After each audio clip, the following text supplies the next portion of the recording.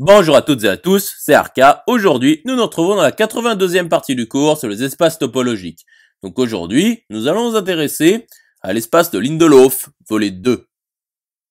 Rentrons alors dans le vif du sujet. Donc soit ET, un espace topologique avec E non vide. Donc notons B cursif de ET, l'ensemble des bases de T. Donc démontrons que pour toute partie A de E, il existe B ronde appartenant à B cursif de ET tel que pour tout OI, pour I appartenant à grand I, appartenant à B puissance grand I, nous avons A inclus dans l'union pour I appartenant à grand I DOI implique qu'il existe grand J inclus dans grand I tel que cardinal de grand J est inférieur ou égal à Aleph 0 et A est inclus dans l'union pour I appartenant à grand J DOI équivaut à ligne ronde de ETA. Donc soit A une partie de E quelconque. Donc voyons l'application directe. Donc soit OI pour I appartenant à grand I appartenant à T puissance grand I tel que A est inclus dans l'union pour I appartenant à grand I DOI quelconque. Donc soit BK pour K appartenant à grand K appartenant à B ronde puissance K tel que pour tout U de B ronde, il existe un unique K appartenant à grand K tel que U est égal à BK. Et donc pour tout K de grand K, il existe I appartenant à grand I tel que BK est inclus dans OI. Poursuivons la démonstration. Donc nous savons que pour tout I de grand I, il existe UJ pour J appartenant à grand J appartenant à B puissance grand J tel que OI est égal à l'union pour J appartenant à grand J des UJ. Donc pour tout J de grand J, il existe K appartenant à grand K, tel que UJ est égal à BK.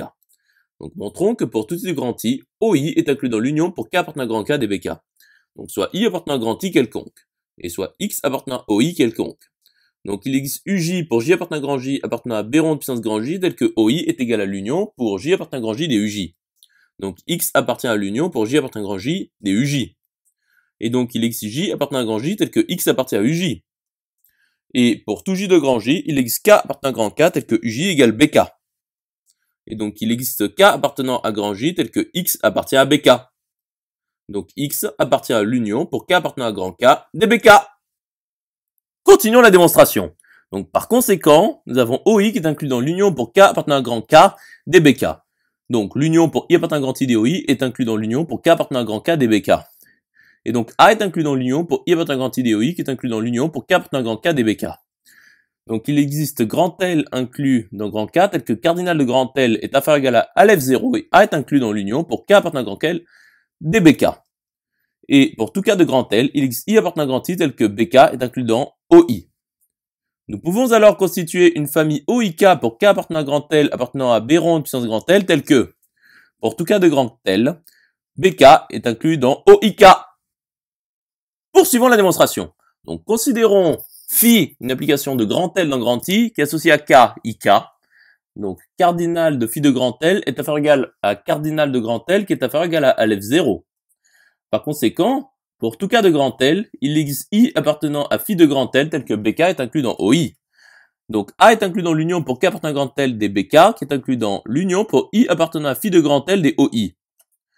Et donc, phi de grand L est inclus dans grand I, et cardinal de phi de grand L est inférieur ou égal à Aleph 0, et A est inclus dans l'union pour I appartenant à phi de grand L des OI. Donc, ligne ronde de ETA est vérifiée. Intéressons-nous alors à l'implication réciproque. Donc, T appartient bien à B cursif de ET, et ligne ronde de ETA est vérifiée. Donc pour tout OI, pour I appartenant à grand I appartenant à T puissance grand I, A est inclus dans l'union pour I appartenant à grand I des OI implique qu'il existe grand J inclus dans grand I tel que cardinal de grand J est inférieur ou égal à Aleph 0 et A est inclus dans l'union pour I appartenant à grand J des OI. Conclusion établie. J'espère que cette vidéo vous aura plu et vous sera utile. Nous nous retrouvons dans la 83e partie.